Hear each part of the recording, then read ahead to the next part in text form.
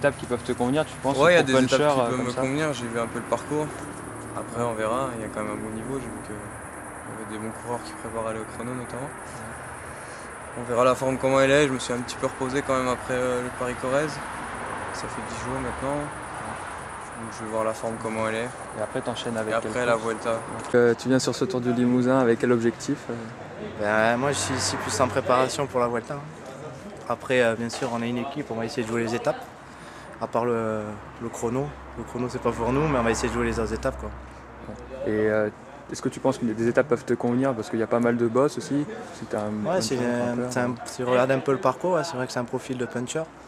Après on va voir, hein. Je sais pas trop comment je suis en ce moment au niveau de la condition donc je sais pas. Tu penses que ça peut quand même te convenir aussi? Parce que par exemple sur les classiques, en avril là, on t'a vu attaquer. Ouais, les parcours comme ça, les parcours casse-pattes comme ça, moi j'aime bien. Après on verra. On verra bien sûr s'il y a une étape où je peux saisir ma chance, je le ferai. Hein. Mais bon, là dans l'équipe on a quasiment que des coureurs comme ça, donc des punchers.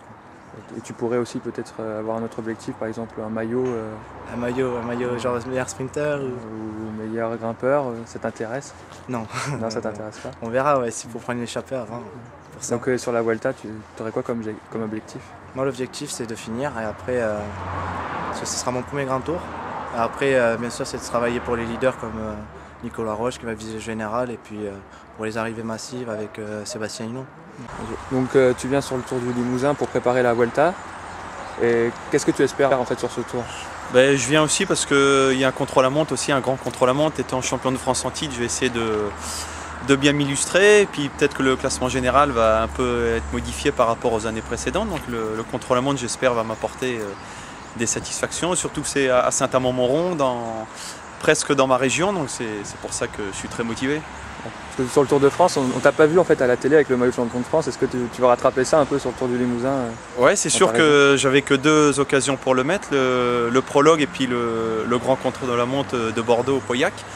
Donc là, j'espère que ça va bien marcher et puis que je vais avoir la fierté déjà de porter la combinaison bleu-blanc-rouge dès mercredi à Saint-Amand. Et sur la Vuelta, tu espères qu'est-ce que tu espères en fait aussi? J'y vais pour essayer de gagner une étape déjà avant tout. Après c'est vrai qu'il y a un grand contre-la-montre aussi de plus de 40 km, donc pour éventuellement préparer les championnats du monde en fin d'année, ça serait une dernière répétition. Donc j'espère que ça va m'apporter bien et j'y vais aussi, comme j'ai dit en début, pour essayer de gagner une étape avant tout.